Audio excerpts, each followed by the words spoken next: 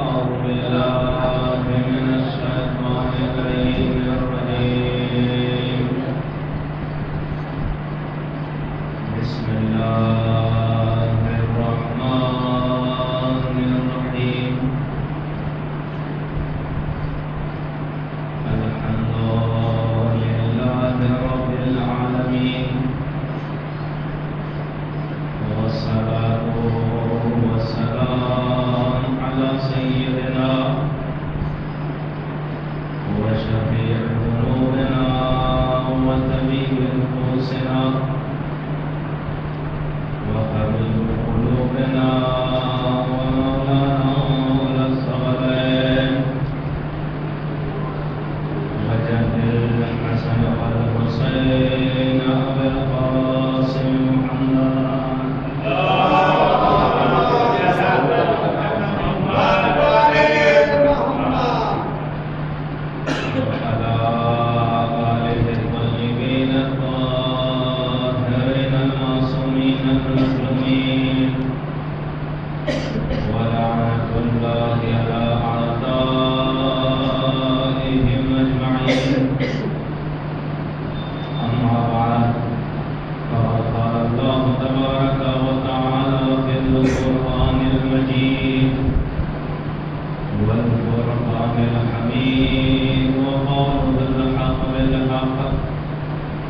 بسم الله الرحمن الرحيم.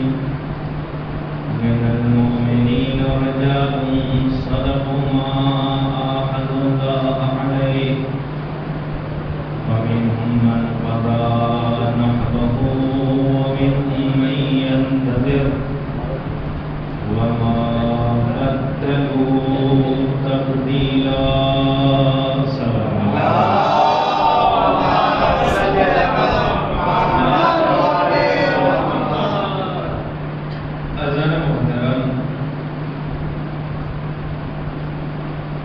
اس عشرے کی پہلی مجلس ماشاءاللہ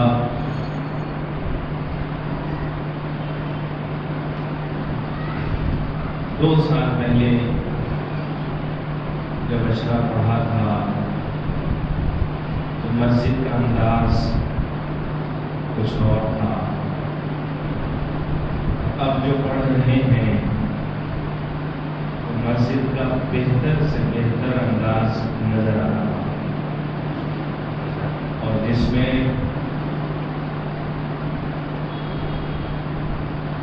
ضمیر زندہ ہے یہ سمجھا بھی جا رہا ہے اور سمجھایا بھی جا رہا ہے.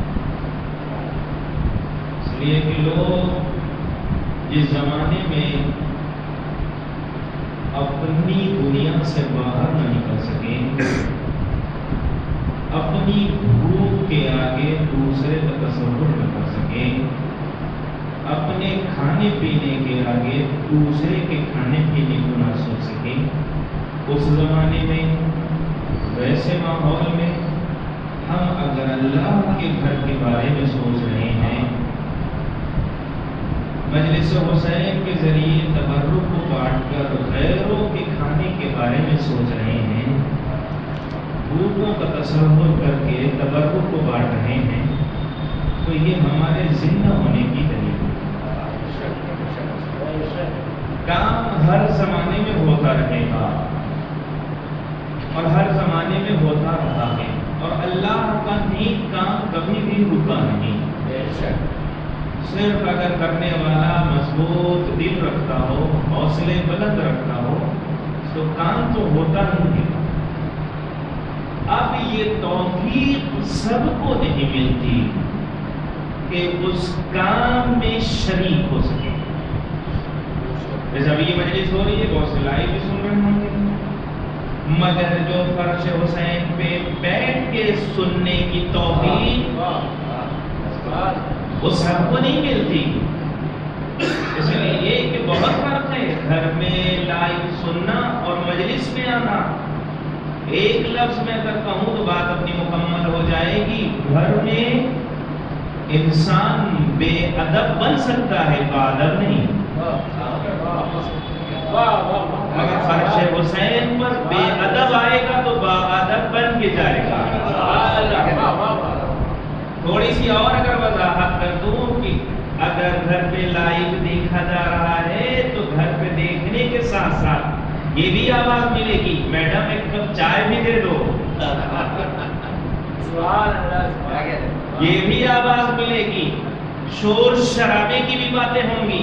صرف اتنا ہی نہیں, بہترین اے سی والے روم میں جہاں ٹھنڈک کی وجہ سے فکر سو رہی ہو وہاں تکیہ اور توشک پہ اپنے آپ کو سیدھا بیٹھ کر وہ بھی بے ادب گھر کا ماحول, کسی کا پیر آسمان پہ ہے کسی کا زمین پر ہے, الگ الگ انداز میں. مگر جب فرش حسین پہ آ گئے بیٹھنے کا سلیقہ الگ, گفتگو کا سلیقہ الگ, سوچنے کا سلیقہ الگ, ساری چیزیں بدل گئی اس فرش حسین کی وجہ سے.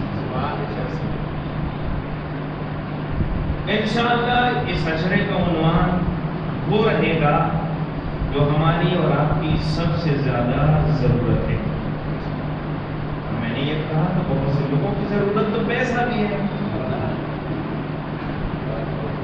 بہت سے لوگوں کی ضرورت شادی ہے, بہت سے لوگوں کی ضرورت شادی کے بعد اولاد کی ہے, کسی کو مکان کی ہے, کسی کو کسی چیز کی. میں ان ساری چیزوں کو چھوڑ کر ایک ایسی چیز کے اوپر گفتگو کروں گا کہ اگر کسی کو 100 مل جائے تو یقیناً 90 بھی مل جائے گا, 80 بھی مل جائے گا, 70 بھی مل جائے گا. تو ہم 100 کی تلاش میں چلیں, اس 100 کو حاصل کرنا چاہتے ہیں, اس مفہوم کو پانے کی کوشش کریں گے کہ جس کے ذریعے ہم اپنی بات, اپنے ارادے, اپنے نیک خواہشوں کو پورا کر سکیں. ایک سوال ہے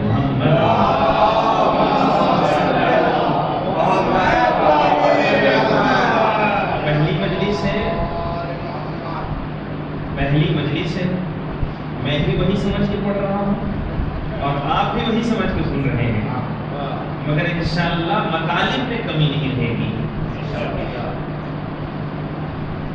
ضرورت اس چیز کی کہ جو اگر ہم پا گئے تو یہ ہماری یہ ساری چھوٹی چھوٹی آدمی جو مولا کائنات نے فرمایا تھا کہ المرء مخبوء تحت لسانہ, ہر انسان اپنی زبان کے نیچے چھپا ہوا ہے.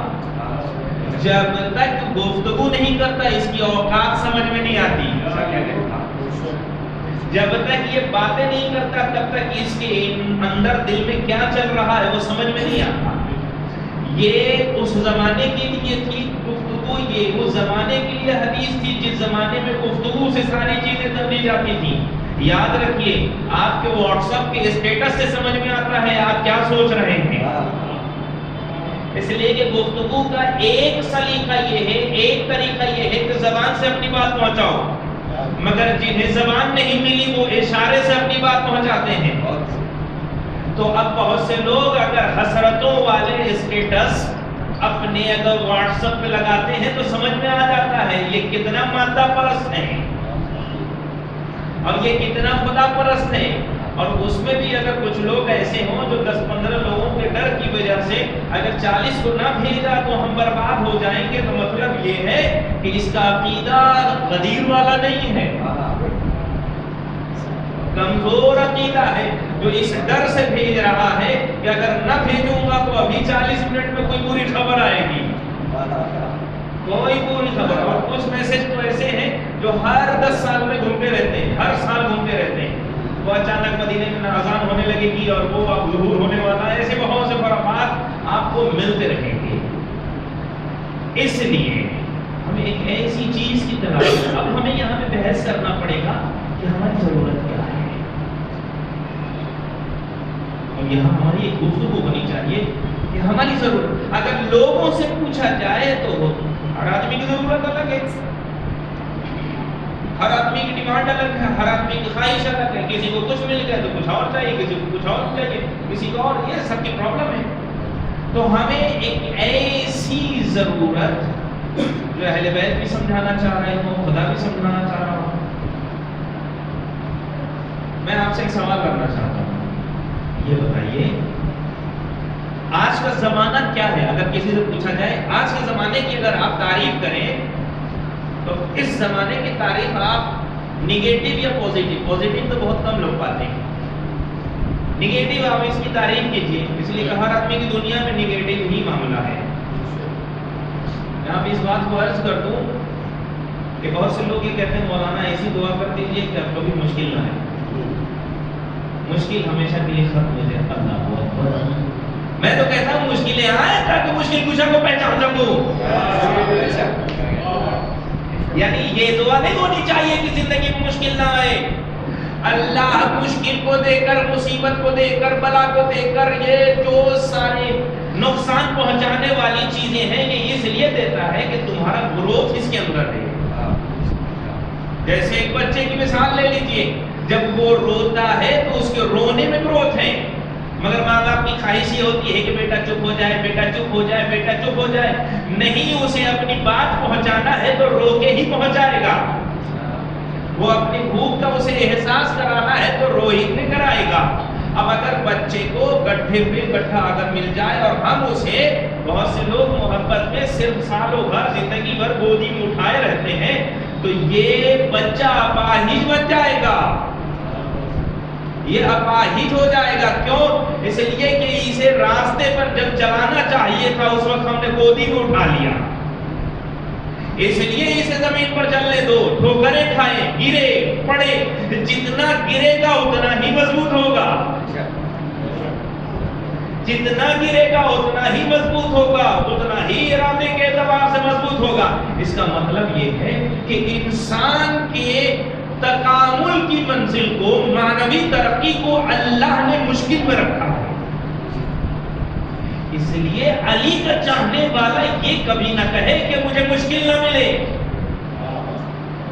علی کا چاہنے والا یہ کبھی نہ کہے کہ مجھ پہ مصیبت نہ آئے، علی کا چاہنے والا کبھی یہ نہ کہے کہ ہمارے اوپر بلا نہ آئے، آئے ضرور، مگر دعا یہ ہونی چاہیے خدایا اس سے نمٹنے کا سلیقہ دے دینا، اسے حل کرنے کا سلیقہ دے دینا۔ اس لیے کہ علی والے ہیں نا، اگر غیروں تک، دشمنوں تک، اہل بیت اطہار کے سے دور رہنے والوں تک مصیبت پہنچتی ہے تو وہ چت ہو جاتے ہیں، ہمیں تو نہیں ہونا چاہیے۔ اب ہمیں ہر میدان میں اپنے آپ کو مضبوط کرنے کی ضرورت ہے، ہمیں اپنے آپ کو ہر اعتبار سے مضبوط کرنے کی ضرورت ہے۔ ایک سوال پڑھیں، محمد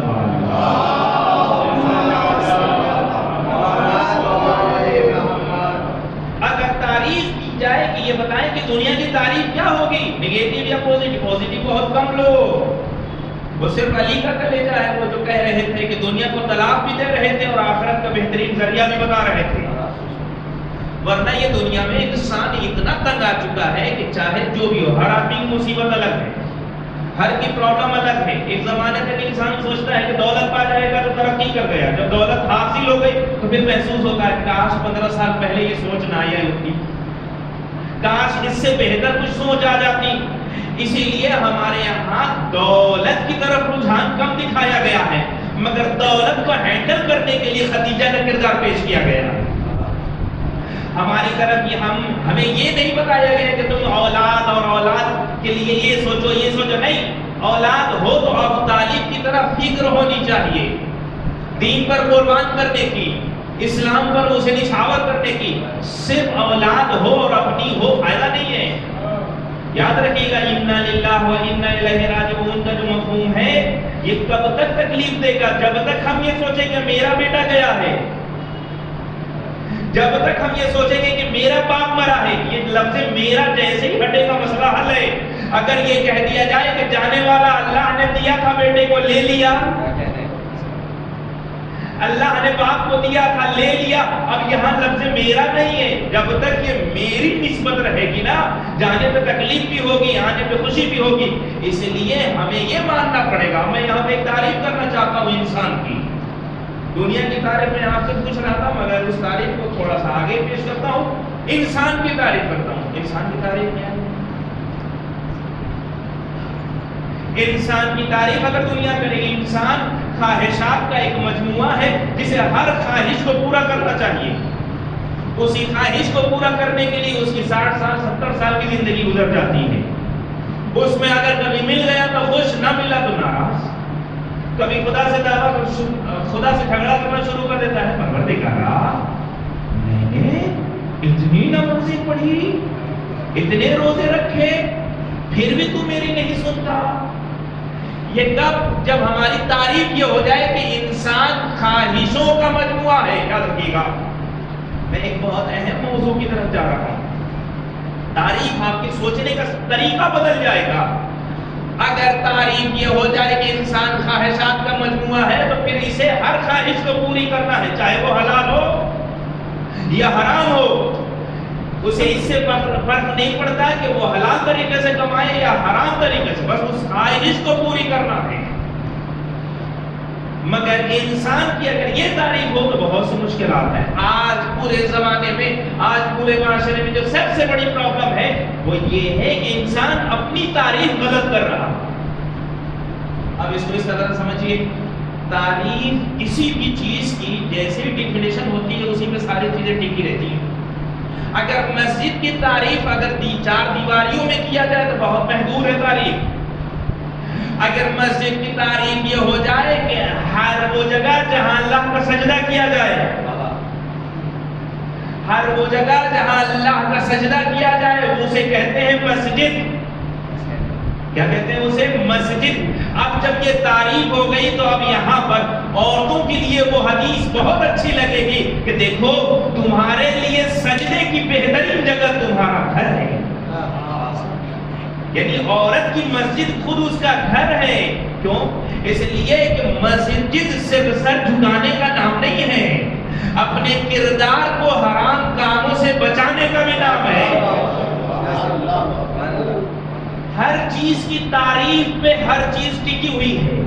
اگر انسان کی تعریف یہ کر دی جائے کہ ایک جوان جس کے اندر 50 خواہشیں ہیں، 50 آرزویں ہیں، تو ہر خواہش کو، اب یہ آرزو اور خواہش بدلتی رہتی ہے. جب 17 سال کا ہوتا ہے تو اسے شادی کے بارے میں سوچ لگی رہتی ہے، کمانے کی کم، اچھے بننے کی کم، مگر اسے چاہیے کیا؟ بس شادی. اسے بس ایک لڑکی چاہیے. جب شادی ہو گئی تب اس کے بعد اوقات سمجھ میں آئی نہیں، شادی صرف 2-4 لمحوں کا کام نہیں ہے بلکہ ایک زندگی کو بنانے کا نام ہے. اب ہوتا کیا ہے، ماں باپ کو چھوڑ کے تو غلط فیصلے کر لیے جاتے ہیں مگر زندگی بھر پچھتایا جاتا ہے. اب کاش علی کے ماننے والے وہ عقیل سے جو کہا تھا مولا نے کہ ایک اچھے خاندان کم سے کم اتنا ہی اپنے گھر میں ادب اور احترام کا خیال کیا جائے، خود معاشرہ اچھا ہو جائے گا. خود معاشرہ اچھا ہو جائے گا. تعریف اگر انسان کی، میں تعریف دے رہا ہوں یہیں سے آپ کو صحیح سے لیجئے گا، اور اہم تعریف ہے وہ یہ ہے انسان کی. بس تعریف یہ ہے کہ انسان غلام ہے. اللہ اکبر. انسان بندہ ہے. کس سے؟ وما خلقت الجن والانس الا، یعنی انسان ہاتھ والے کو نہیں کہتے، زبان رکھنے والے کو نہیں کہتے، آنکھیں رکھنے والے کو نہیں کہتے. یہ اس کا ڈھانچہ ہے. انسان اسے کہا جائے گا جو عبد ہو. اب سمجھ میں آیا، اگر آنکھیں ہیں اور عبادت نہیں کر رہی ہے تو پھر یہ انسان عبد نہیں ہے، پھر اس کی صحیح تعریف نہیں ہوئی. اب تعریف صحیح کیا ہوئی؟ انسان کی تعریف بس اتنا ہی ہے کہ یہ غلام ہے بس. اب سوچئے اگر یہ تعریف انسان کی ہو جائے کہ غلام ہے تو اب اس کی تعریف کا فائدہ کیا ہوگا؟ اب بتائیے، غلام کی تعریف اگر یہ ہو جائے کہ تم غلام ہو تو اب آقا دے گا تو بھی خوش، نہ دے گا تو بھی خوش. غلام کا کام بس یہ ہے، جی آقا جو کہیے بس مجھے ماننا ہے. اب یہ عبد اگر ہو گیا، یہ بندہ ہو گیا. اگر یہ بندہ ہو گیا، اب علی کے اپنے آپ کو علی کا غلام کہنے والوں اگر غلام بھی کہہ رہے ہو اور خود کو سب سے اونچا بھی بتا رہے ہو، اس کا مطلب یہ ہے کہ تعریف غلط دی ہے. اب یہاں پر بہترین جو خدمتوں میں ہم عزاداری کرتے ہیں نا، ہم عزادار سے بھی اچھا جملہ جو ہے وہ یہ ہے کہ ہم خادمین عزاداری ہیں، ہم عزاداری کرنے والے لوگوں کے نوکر ہیں۔ یہاں تاریخ بدل گئی، اب یہاں پر ایسا نہیں ہے، جب یہ تعریف ہو جائے گی تو اس تعریف اور ڈیفینیشن کی وجہ سے عزاداروں کے آنے والوں کی جوتیاں اٹھانا فخر سمجھا جائے گا۔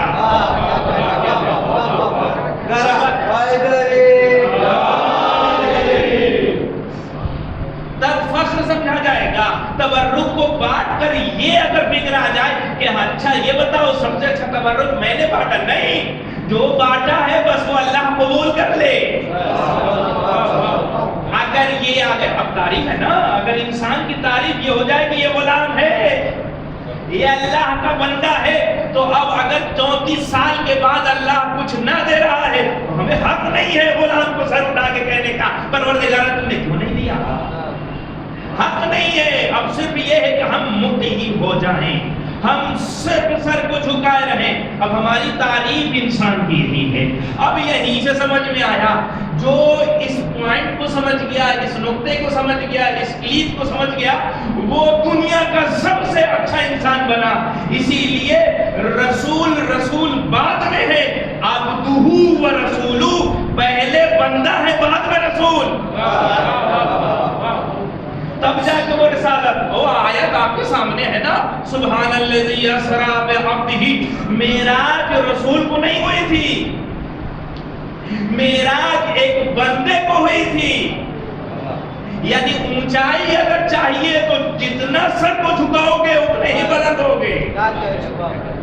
اپنی عظمت اور منزلت کو سمجھیے کہ ہم سجدے میں سر کو جھکاتے ہیں، الصلاۃ معراج المومن، نماز مومن کی معراج ہے، سر یہاں زمین پہ جھکا ہے، مگر معیار اتنا اونچا ہے کہ فرشتوں کو چھوڑ کر ہم معراج پر ہیں۔ یہ کیوں؟ اس لیے کہ اب تعریف چینج ہے، تعریف چینج ہو چکی ہے۔ اب اگر ہمیں یہاں تک میں آپ کو لے کے آیا ہوں، تو اب یہاں پر تھوڑا سا جگر جان کے سنیے گا۔ رسول کو رسول کہا جائے تو یہ ٹھیک ہے، مگر رسول کو خوشی اس بات پہ ہے کہ وہ اللہ کے بندے ہیں۔ اب میں مولا کائنات کے چاہنے والوں سے کہنا چاہتا ہوں، علی کو بڑھانے کی ضرورت نہیں ہے۔ علی کے فضائل بہت زیادہ اپنی اوقات سے، اس لیے تو ہم جب بھی کچھ خراب اچھا بھی کرنا چاہیں گے نا، کیا کہا تھا امام حسن سے، بیٹا کبھی بھی احمد سے دوستی نہ کرنا، وہ فائدہ بھی پہنچانا چاہے گا تو نقصان ہو جائے گا،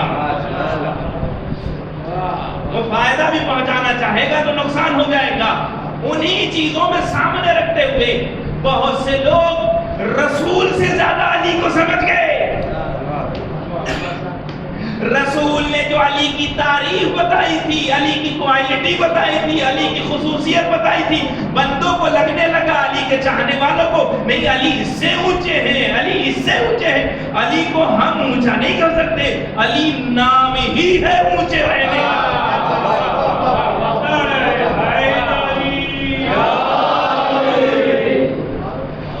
علی نام ہی ہے اونچا، علی بلند ہے، ہم بلکہ علی کا تذکرہ کر کے ہم خود بلند ہوتے ہیں، ہم اسے بلند نہیں کر سکتے، وہ پہلے سے بلند ہے۔ اب اس کا مطلب یہ ہے کہ بہت سے لوگ اس چیز پہ لگے ہوئے ہیں کہ علی خدا ہے۔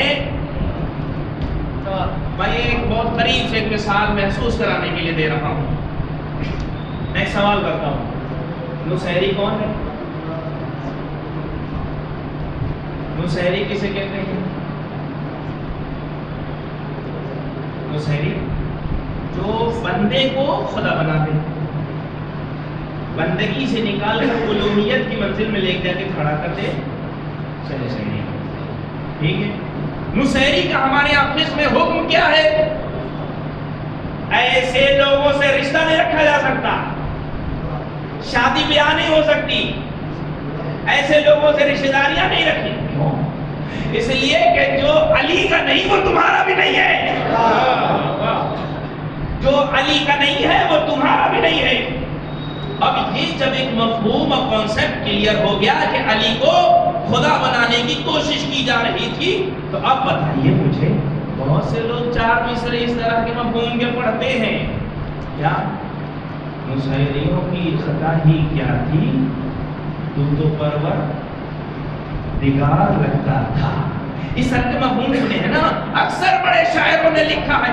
میں یہ کہہ رہا ہوں کہ جب یہ فکر غلط ہے، یہ سوچ غلط ہے، جس نے بھی نصیریت کا دعویٰ کیا علی نے اس کی گردن کو کاٹ دیا.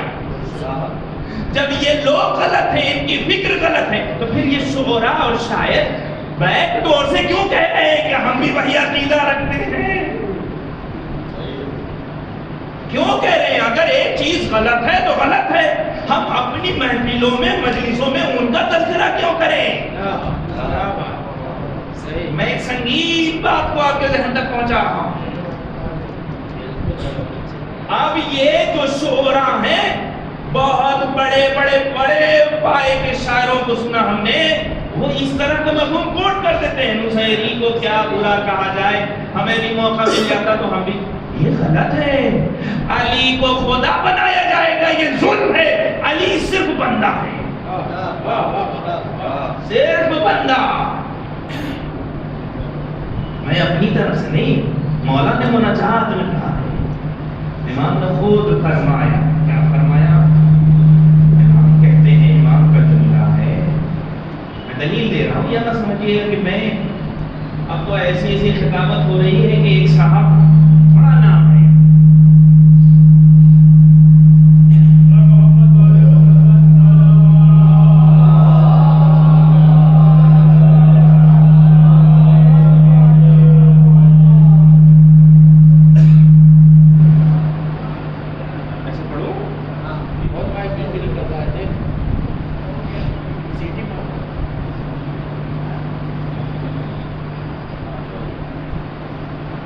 میں اپنی طرف سے کوئی دلیل نہیں، بلکہ جو روایتوں میں مناجات میں کیا خود مولا فرماتے ہیں، مولا فرماتے ہیں میری عزت کے لیے یہ کافی ہے کہ میں تیرا بندہ ہوں. وَكَفَى بِفَخْرًا أَن تَكُونَ لِي رَبًّا، اور میرے فخر کے لیے کافی ہے کہ تو میرا خدا ہے. ارے لوگ علی کو بہت غلط جگہ لے کے جانا چاہتے ہیں، غلط ہے یہ. ارے جہاں جہاں خدا ہوگا، اگر اس کے بندے بنا دیے جائیں، اگر علی کو اس کا بندہ تصور کر لیا جائے اور دنیا میں سب سے اچھا بندہ مان لیا جائے، جہاں اللہ کی قدرت ہوگی وہاں علی کا خود بخود نعرہ ہوگا، علی کا کلمہ پڑھا جائے گا، علی کو پہچانا جائے گا، لوگ علی علی کریں گے.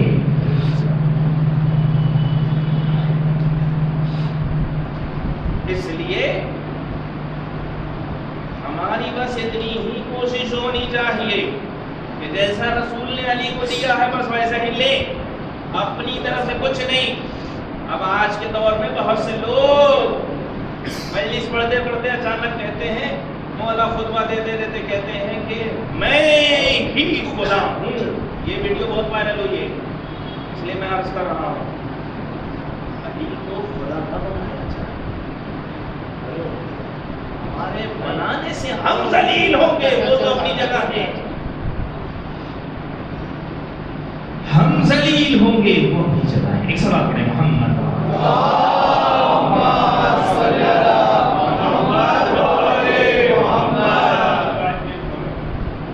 اب رہا مسئلہ یہ کہ وہ حدیث قدسی عبدی اطیعنی حتی جعلک مثلی، اے میرے بندے میری عبادت میری اطاعت کر، میں تجھے اپنے جیسا بنا دوں گا. علی نے رسول نے اتنی اطاعت کی کہ اللہ نے دنیا کے سب سے بڑے عہدے کو، آخرت کے سب سے بڑے عہدے کو ان دونوں کو دے دیا.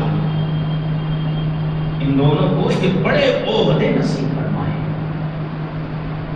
اس لیے آپ سے گزارش ہے کہ تعریف صحیح کریں. اب رہا دنیا کی تعریف کریں، یہ ایک انسان کی تعریف تھی. دنیا کی تعریف، دنیا اس جگہ کا نام ہے جہاں ایک دوسرے پر ظلم کیا جا رہا ہے، ایک دوسرے کا حق کھایا جا رہا ہے، برائی پہ لوگ خوش ہو رہے ہیں، امر بالمعروف کرنے والے کو برا سمجھا جا رہا ہے. ہر غلط کام پہ اپنے آپ کو خوش کیا جا رہا ہے. پہلے اور آج میں بہت فرق ہے. پہلے گھروں میں جب رشتہ لگنے جاتا تھا تو لوگ کہتے تھے ہماری بیٹی کو پورا گھر سنبھالنے آتا ہے. اب ماشاءاللہ زمانہ ترقی یافتہ ہے. پہلے ہی کہہ دیتے ہیں ہماری بیٹی کو کھانا بنانے نہیں آتا. یعنی جو پہلے ہنر تھا اب وہ عیب میں تبدیل ہو گیا. ایک عورت اگر گھر کی ذمہ داری نہ سنبھال سکے، کاش جناب سیدہ سے سیرت حاصل کرنی چاہیے. فضا گھر میں ہے مگر ایک دن خود گھر میں کام کرتی ہے، ایک دن فضا سے کرواتی ہے. ایک دن خود فضا سے اور ایک دن خود کرتی ہے. یہ عبرت لینا چاہیے.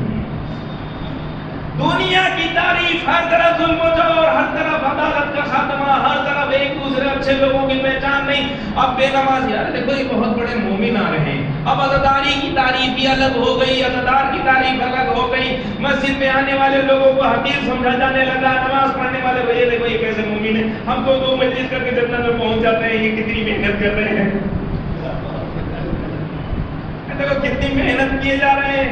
اب یہ جو چیز صحیح تھی اسی کو غلط بتایا جا رہا ہے.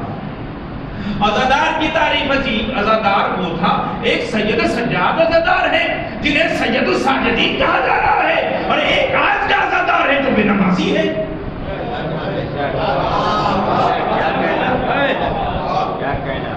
عزادار کی تعریف بدل گئی، عزاداری کی تعریف بدلی جا رہی ہے. للہ آپ لوگوں کی یعنی سارے اچھے لوگوں کی ایک ذمہ داری یہ ہے کہ جو بھی تحریف اور تبدیلی سماج میں لائی جا رہی ہے اسلام کے مفاہیم میں، اس پہ ہمیں ڈٹے رہنا ہے. شہید ہو نہیں صرف کہ جو بارڈر پہ لڑ رہا ہے. آپ میں سے بھی بہت سے لوگ شہید ہیں اس لیے کہ جو فکر کے بارڈر پہ ٹکرا رہے ہیں وہ بھی شہید ہو رہے ہیں. ان کی عزت سے کھیلا جا رہا ہے، ان کی توہین کی جا رہی ہے، ان کو بائیکاٹ کیا جا رہا ہے. یہ بھی شہید سے کم نہیں ہے، اس لیے کہ ان کا بارڈر فکر پر ہے، عقیدے پر ہے. یہ بھی ایک مرحلہ ہے، یہ بھی ایک میدان ہے. اب پہلے کے زمانے میں تھا کہ بارڈر پہ جا کے مرو گے تو اب شہید کہا جائے گا. نہیں، آخری زمانے میں ہر چیز سے ٹکرانا ہے اگر اچھے ہو تو. دنیا کی تعریف یہ ہوئی کہ دنیا میں ہر طرح کی برائی پائی جا رہی ہے. افسوس نہیں ہوتا اگر علی کے دشمنوں کے درمیان پائی جاتی، کوئی پرابلم نہیں تھی. جنہوں نے علی کو چھوڑ دیا ان کے اندر پرابلم آنی چاہیے، وہ برے تھے ہی، برائی ہونی چاہیے ان کے درمیان. مگر سب سے بڑا مسئلہ یہ ہے نام ہے علی کا اور کردار خراب ہے. نام علی کا ہے، کردار خراب ہے. یاد رکھیے گا، صرف یہ اپنے بچوں کے لیے تمنا نہ کیجئے گا کہ جب میرے گھر میں علم ہے تو علمدار بھی ہو. صرف علم اٹھانے والا نہ بنائیے، صرف اسے ایکسرسائز کروا کے اس کے مسلس کو باہر نہ نکلوائیے. کیا بات! صرف یہ نہیں کہ بہت مضبوط بہت بڑا علم اٹھانا ہے، نہیں. جہاں عباس کا علم اٹھا رہا ہے وہیں یہ بھی سکھاؤ کہ علم اٹھانے والا حسین کا علم بردار وفادار بھی تھا، بے وفا نہیں تھا. ایک سلام پڑھے محمد صلی اللہ محمد.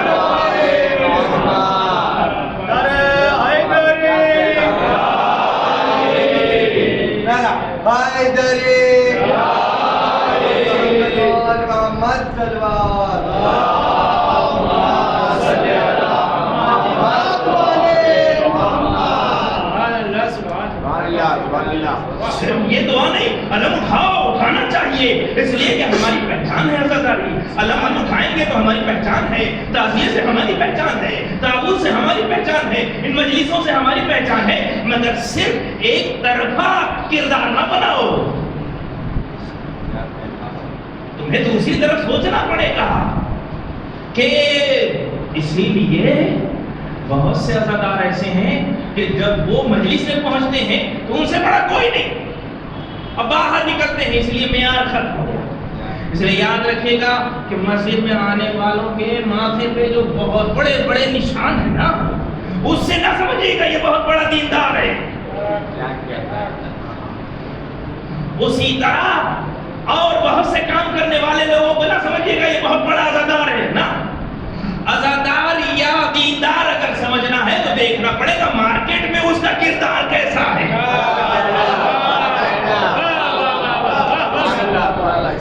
اگر علی کا چاہنے والا ہے اور جھوٹ میں بزنس کر رہا ہے اس کا مطلب غلط ہے. اب یہ تو یہ بھی کہا جا رہا ہے نا بزنس میں جھوٹ نہیں بولے گا تو کام نہیں چلے گا. سمجھ رہے ہیں کہاں ہم پہنچ گئے ہیں؟ جھوٹ نہیں بولیں گے ٹھیک ہے، پیسہ تو بہت آ گیا مگر اسے ہینڈل نہ کر سکے، اسے سنبھال نہ سکے، اس پہ صحیح طریقے سے نظر نہ رکھ سکے تو نقصان کیا ہے؟ مرنے کے بعد وہ کئی کروڑ کا اچانک بیٹا مالک بنا اور جو بڑی محنت سے کمایا تھا وہ ایک ہی دن رکھا. تو ہمیں صرف حلال چاہیے اور کچھ نہیں. اور یاد رکھیے گا اللہ کو صرف اور صرف پاکیزہ چاہیے، صرف طیب و طاہر چاہیے. کیوں؟ اس لیے کہ قرآن کھل کے کہہ رہا ہے سورہ مومنون میں یا ایھا الرسول کلوا من الطیبات. لوگوں سے نہیں، رسولوں سے خدا کہہ رہا ہے اے رسولوں پاک کھاؤ، طیبات یعنی پاکیزہ میں سے کھاؤ. ایک صلوات پڑھیں محمد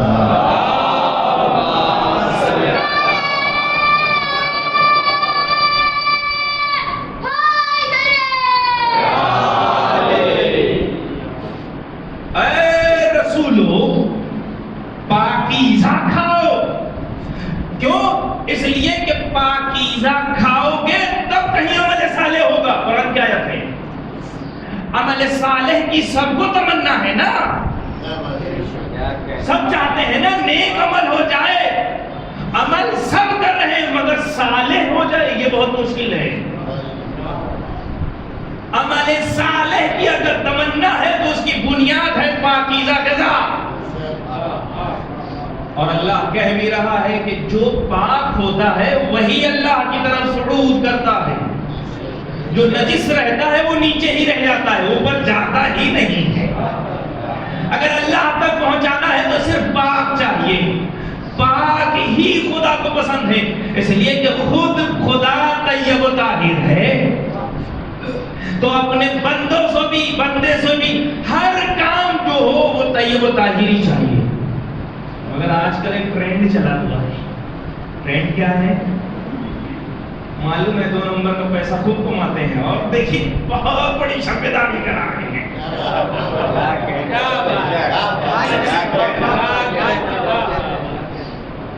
بہت بڑے مولانا کو لائک کر کے بلا لیا. مولانا سے زیادہ مشہور یہ ہے پیسہ اتنا دیا جا رہا ہے. یہ اللہ کو صرف پاکیزہ چاہیے، صرف پاکیزہ چاہیے. اس کا مطلب کیا ہے؟ اس کا مطلب یہ ہے کہ وہ عمل جو اس نے کیا تھا اس چور کی طرح نہ ہو. 4 روٹی چورائی، 4 غریبوں میں بانٹ دیا. واقعہ سنا ہے؟ کوئی بہت تیزی سے پڑھ رہا. 4 غریبوں کو بانٹ دیا. پوچھا معصوم نے کیوں ایسا کیا؟ کیا کہتا ہے؟ کہتا ہے اللہ یہ کہتا ہے کہ اگر کوئی ایک گناہ کرتا ہے تو ہم اس کو ایک کے بدلے ایک. تو 4 گناہ میں نے کیے اور اس 4 روٹی کو ہم نے 4 غریبوں میں بانٹ دیا. اور اللہ کہتا ہے من جاء بالحسنۃ فلہ عشر امثالھا. تم ایک نیکی لے کے آؤ میں اسے 10 گناہ کر دوں گا. آپ تو حساب مضبوط رکھتے ہیں نا. کتنا ہو گیا؟ 40 ہو گیا. کہا 4 نکال دیجئے، بچا کتنا؟ تو ہمارا بزنس تو لاس میں نہیں ہے نا. معصوم نے فرمایا انما یتقبل اللہ من المتقین. اللہ سب کے عمل کو قبول نہیں کرتا، جو پرہیزگار اور متقی ہوتا ہے اسی کے عمل کو قبول کرتا ہے. تو اس کا مطلب یہ ہے کہ اگر غداری یا کوئی بھی کام اگر کر رہے ہو تو اس میں پاکیزہ، خاص امام حسین کے لیے کر رہے ہو تو 2 نمبر کا ماننا ہو.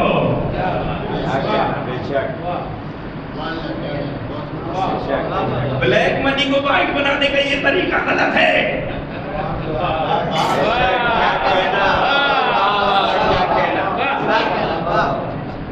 یہ دنیاوی حکومت نہیں ہے کہ جتنا کھلاؤ گے اتنا ہی آگے بڑھو گے. یہاں حسین خود پاک ہیں، صرف پاکیزہ چاہتے ہیں اور کچھ نہیں. خاص شب عاشور امام نے کیا فرمایا تھا؟ امام نے کہا تھا اگر کوئی بھی مقروض ہے کسی کا، اللہ اکبر، وہ میرا ساتھ چھوڑ دے، اس لیے کہ حسین یہ نہیں چاہتا کہ ہم اس کے ساتھی وہ ہوں جو کسی کا حق مار کے آئے ہوں، جو کسی کا حق مار کے آئے ہوں۔ یہ پاکیزہ عمل چاہیے، عمل صالح اگر کرنا ہے اس کے لیے کلو من الطیبات، پانی رسولوں کے لیے کہا جا رہا ہے تو ہمارے لیے تو اور سر عمل صالح انجام دینا۔ عمل صالح ایک اطاعت نظر آتی ہے، وہ مولا عباس کی، مولا عباس کی سب فضیلت بیان کرتے ہیں۔ یاد رکھیے گا مولا عباس کی یہ فضیلت نہیں ہے کہ وہ بہت بڑے تلوار چلانے والے تھے، یہ فضیلت کسی بھی انسان کی، کسی بھی شخصیت کی اگر اس کو ختم کرنا ہے کسی بھی شخصیت کو، تو اس کی تعریف اگر چھوٹے لیول پہ کر دیا جائے ختم ہو جائے گا۔ مثلا میں مثال دے رہا ہوں، مولا جی کی اگر میں تعریف یہ کروں، بہت اچھا انتظام کرتے ہیں، نہیں وہ چھوٹے لیول پہ تعریف ہوگی نا۔ انہیں کہا جائے کہ بہترین خادمین اہل بیت میں ہیں، تو اب دائرہ بھی بڑھ گیا نا، اہل بیت کی خدمت کرنے والوں میں سے ایک بہترین خدمت کرنے والے۔ اسی طرح مولا عباس کی تعریف اگر یہ کی جائے، اور کچھ لوگ ڈیمانڈ کرتے ہیں کہ 8 محرم کو آپ مولا عباس کی جگہ سبیت پڑھیے، اس لیے کہ وہ مزہ آتا ہے، اس لیے کہ ہمیں فضائل بھی وہی چاہیے تو میں نے آج سے پہلے سنے ہیں، بس وہی ٹیسٹ چاہیے، دوسرا ٹیسٹ کچھ نہیں چاہیے۔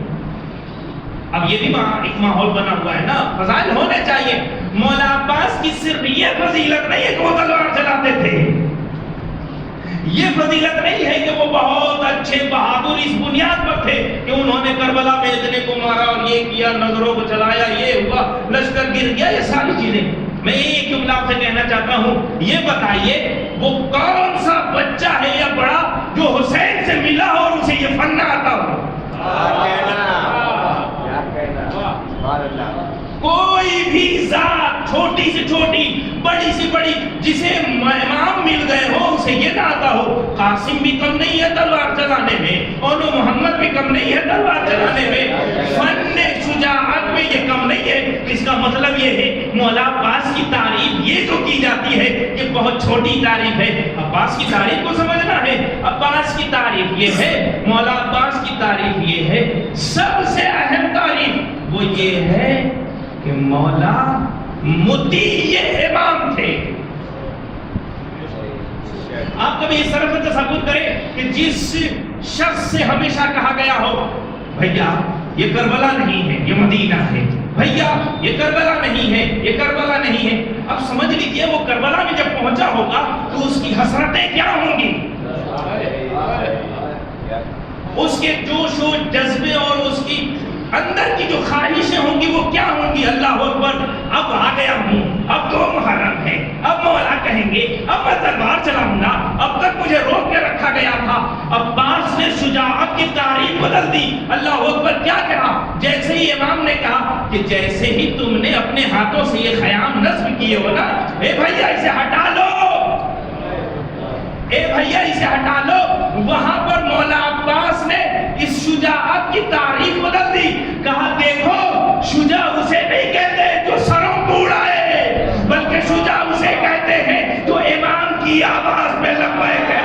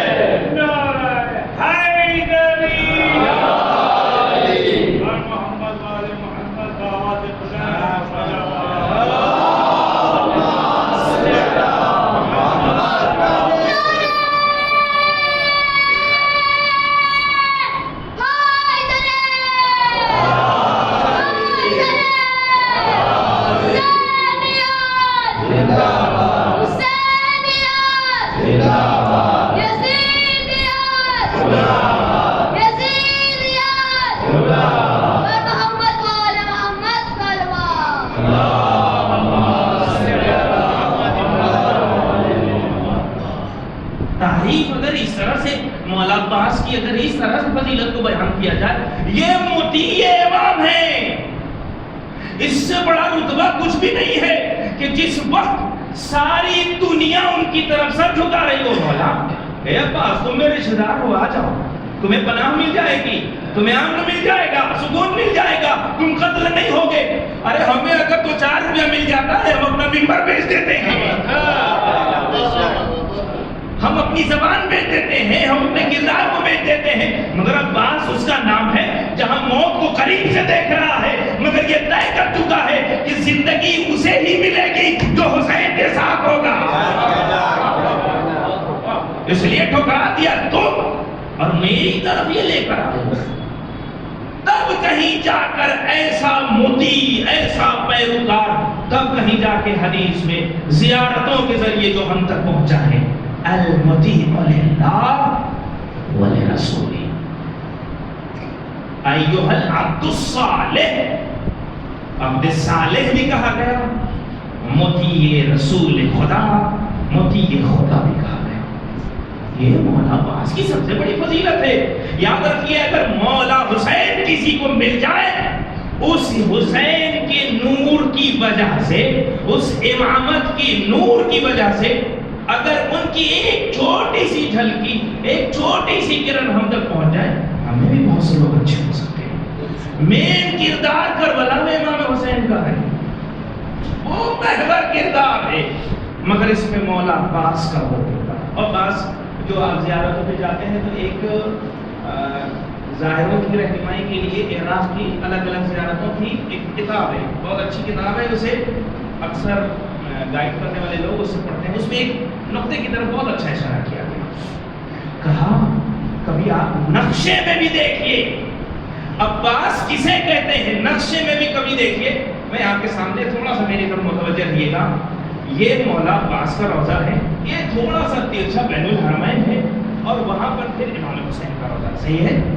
جو لوگ گئے ہیں امام حسین کا روضہ تھوڑا سا یہ بین الحرمین ترچھے میں ہے، پھر یہ پیچھے مولا عباس کا روضہ ہے۔ عجیب وہاں جملہ لکھا ہوا، اسے میں کوٹ کر رہا ہوں، وہ یہ ہے کہ عباس اسے کہتے ہیں کہ جو شہادت کے بعد بھی روضے کا انداز یہ بتا رہا ہے جیسے آج بھی حسین نماز پڑھا رہے ہیں اور عباس پیچھے نماز پڑھ رہے ہیں۔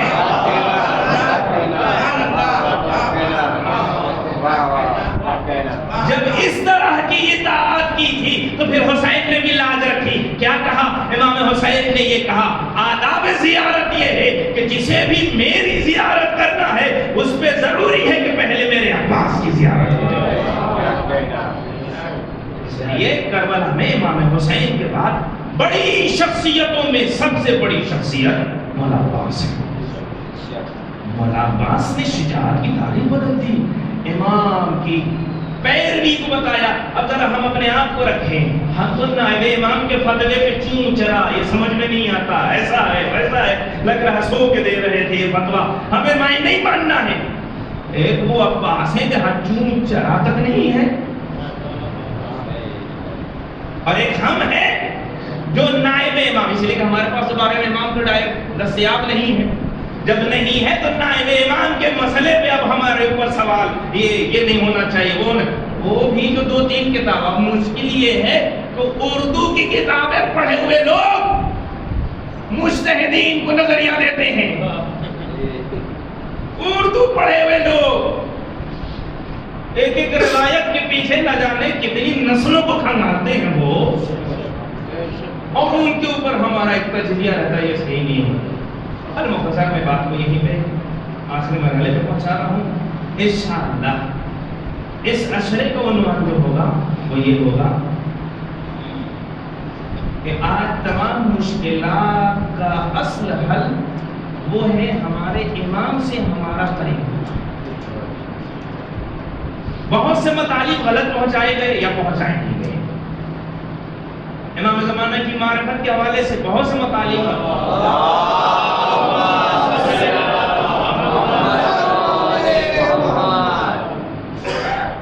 انہی چیزوں کو انشاءاللہ میں آپ کے سامنے ذکر کروں گا۔ کچھ باتیں سخت ہوں گی، کچھ نظریاتی گفتگو ہوگی، کچھ اہم باتیں ہوں گی، مگر وہ مطالب جب ہمارے صحیح ہوں گے تب کہیں جا کر ہم اپنے امام سے کچھ قریب ہو سکتے ہیں. اس لیے کہ رسول خدا صلی اللہ علیہ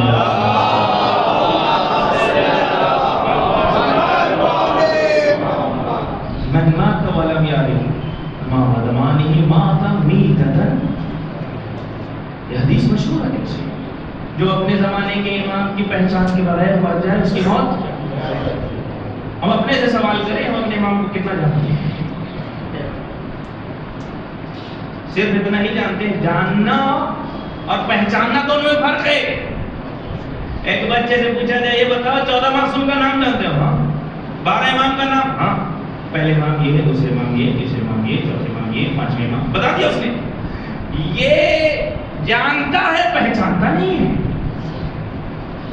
یہ بچہ صرف جان رہا ہے کہ ایک امام سے لے کر 12 امام تک کا نام اسے معلوم ہے. جانتا ہے مگر پہچانتا نہیں. اب اگر کوئی 50 سال کا ہو اسے بھی صرف اتنا ہی معلوم ہے تو اس کا مطلب یہ ہے کہ وہ بڑا تو ہو گیا ہے مگر صرف جان رہا ہے پہچانتا نہیں ہے. اور اس حدیث میں یہ کہا جا رہا ہے کہ جو اپنے زمانے کے امام کو جانتا نہ جانے یہ بھی کہا جا رہا ہے. جو اپنے زمانے کے امام کو نہ پہچانے اس کی موت جاہلیت کی موت ہے. یعنی صرف یہ کہہ کے گزر جانا یا سن کے گزر جانا کہ 12ویں امام ہے، زندہ ہے، پیدا غیب میں، بس اتنے سے کام نہیں چلے گا. اب یہیں پہ ایک نظریہ دے رہا ہوں، بات کو ختم کر رہا ہوں. اب رہا مسئلہ یہ کہ یہ مجلس، یہ عزاداری، یہ محفلیں، یہ ساری جو چیزیں ہوتی ہیں اس کا مقصد کیا ہے؟ ان ساری مجلسوں کا، ان ساری عزاداری، جلوس، ماتم، تعزیہ داری، لوحہ خوانی، مرثیہ خوانی، مجلس پڑھنا، یہ ساری چیزوں کا نچوڑ کیا ہونا چاہیے؟ کیا صرف کل کے علی اکبر کو روتے رہیں اور آج کے حسین کو تنہا چھوڑ دیں؟ کیا کل صرف ایک حر کو بنتا ہوا دیکھیں اور اس زمانے کے حسین کے لیے کوئی حر نہ بنے؟ جب بھی آخری امام کی اگر پیروی کرنا چاہو گے تو کربلا اس لیے رکھا گیا کہ کربلا میں ہر چیپٹر موجود ہے. اگر علم والے ہو تو حبیب کو ذریعہ بنا کر اپنے امام سے قریب ہو جانا. اگر گنہگار ہو تو حر کو ذریعہ بنا کر آخری امام سے قریب ہو جانا. اگر غلام ہو تو جون کو وسیلہ بنا کر اپنے امام سے قریب ہو جانا. اگر رشتہ دار ہو، سید ہو، قریبی ہو تو پھر علی اکبر کو، علی اصغر کو، چھوٹے ہو، بڑے ہو، بوڑھے ہو تو حبیب نے مظاہر کو اپنا وسیلہ بنا کر اپنے امام سے قریب ہو جانا. اب مطلب یہ ہے کہ یہ عزاداری، یہ مجلسیں، یہ تعبد، ان سب کا صرف ایک مقصد ہے، وہ یہ ہے کہ رونے کے ساتھ ساتھ ہم اپنے آخری امام کو پہچانیں. ورنہ صرف کل کے حسین پر آنسو بہایا جائے اور آج کا حسین بھی تنہا روتا رہے. کل کے لیے ہم کہہ رہے تھے یا علیکنی کون تو محکوم فاقود، یہ جو ہم کہہ رہے تھے نا، کاش اگر ہمیں بھی موقع ملتا تو ہم کربلا میں رہتے تو امام کا ساتھ دیتے. یاد رکھیے گا ہم سے یہ سوال نہیں کیا جائے گا کہ تم نے حسین کا ساتھ کیوں نہیں دیا. بس آخری بات ہے، اسی میں میں اپنی بات کو ختم کر رہا ہوں. یہ نہیں پوچھا جائے گا تم کربلا کیوں نہیں گئے سن 61 ہجری میں. ہم سے یہ نہیں پوچھا جائے گا کہ صفین میں کیوں نہیں گئے. ہم سے یہ نہیں پوچھا جائے گا کہ چوتھے امام کے دور میں تم کیوں مدینہ نہیں پہنچے اور 5ویں امام کے زمانے میں مدینہ کیوں نہیں پہنچے. یہ ہم سے سوال نہیں ہوگا. اس لیے کہ اگر یہ سوال ہوگا تو ہم جواب یہ دیں گے خدایا میں 61 ہجری میں زندہ نہیں تھا، میں 61 ہجری میں نہیں تھا، میں 11 امام تک زندہ نہیں تھا، میرا وجود نہیں تھا، میں صفین میں نہیں تھا، میں مدینے میں نہیں تھا. تو پھر خدا یہ پوچھے گا ٹھیک اسی لیے میں تم سے سوال کر رہا ہوں کہ جس زمانے میں تم اپنے حسین کو دیکھ رہے تھے اس وقت اس کا ساتھ دے رہے تھے یا نہیں. یہ سوال نہیں ہوگا کہ کربلا کیوں نہیں گئے، مگر یہ ضرور سوال ہوگا کہ آخری زمانے میں جب کربلا تیار کی جا رہی تھی اور ہمارا امام فریاد کر رہا تھا کہ کون ہے جو ہمارا نفسات دے دے، کون ہے جو ہماری آواز پہ لبیک کہے، آج بھی امام کہہ رہا ہے حل منا فرنجن چھوڑنا. تو اس زمانے میں تم اپنے امام کا ساتھ دے پا رہے ہو یا نہیں. اپنے کو چیک کرنا ہے کہ ہم کربلا میں رہتے اور امام کا ساتھ دیتے یا نہ دیتے تو ہمیں یہ دیکھنا پڑے گا کہ ہم اس زمانے میں اپنے ہر عمل میں اپنے امام کو سامنے رکھے ہیں یا نہیں. اگر رکھے ہیں تو اس کا مطلب یہ ہے، یاد رکھیے گا، میں اور عظمت ابھی بیان کروں گا کہ حسین کے صحابی سے بھی افضل ہے آخری امام کے صحابی۔ رسول نے فرمایا ہے، نہیں، رسول کی حدیث ہے، رسول کے صحابی سے افضل حسین کے صحابی، اور حسین کے صحابی سے افضل آخری زمانے کے صحابی۔ کیوں؟ اس لیے کہ رسول نے خود کوڈ کیا ہے، وہ یہ ہے، رسول نے فرمایا ہے کہ ہمارے زمانے میں جو ہمارے صحابی ہیں انہیں سب کچھ بتایا گیا، میں موجود تھا، نبی موجود تھے، امام موجود تھے، تب وہ عقیدہ اور ایمان رکھتے تھے۔ آخری زمانے کے لوگ اس لیے اہم ہیں کہ وہ اپنے زمانے کے امام کو دیکھیں گے نہیں مگر عقیدے میں مضبوط رہیں گے۔ اپنے زمانے کے امام کو دیکھے نہیں مگر اس کے باوجود انشاءاللہ میں عرض کروں گا کہ انہی موضوعات پر خاص گفتگو ہوگی اپنے امام سے قریب ہونے کے اور اسباب کیا ہیں، وہ مشکلات و ممانعات جس کی وجہ سے آج ہم دور ہیں۔ میں نے مولا عباس کے حوالے سے یہ عرض کیا کہ اگر امام کی معرفت ہو جائے تو پھر امام کی آواز پہ ہر وقت راضی رہنا یہ ہنر مل جاتا ہے، پھر دنیا کچھ بھی نہیں ہے اس کے لیے۔ اور عباس کی فضیلتوں میں سے ایک فضیلت اسی بیس پہ جو امام کو مانتے تھے، امام پہ عقیدہ رکھتے، شب عاشور جب امام نے کہا سب سے چلے جاؤ، جا سکتے ہو، سناٹا چھا گیا تھا، کسی میں جرأت نہیں تھی کہ حسین کی اس بات کے سامنے اپنی گزارش رکھے۔ پہلی شخصیت جس نے سناٹے کو توڑا ہے اس کا نام ہے عباس۔ مولا نے فرمایا، کیا فرمایا؟ مولا اگر ہم آپ کو چھوڑ دیں تو پھر آپ کے بغیر اب زندگی میں رکھا کیا ہے؟ یہ ہے عباس۔ عزیزانو، ابھی محرم کی 10 دن گزرے، تمام شہداء کے مسائل آپ نے سنے، دل خراش مسائل۔ کچھ مسائل ایسے ہیں جس پر ہر دل رکھنے والا دھڑک دھڑک کے رونا، اس میں سے ایک علی اصغر ہے۔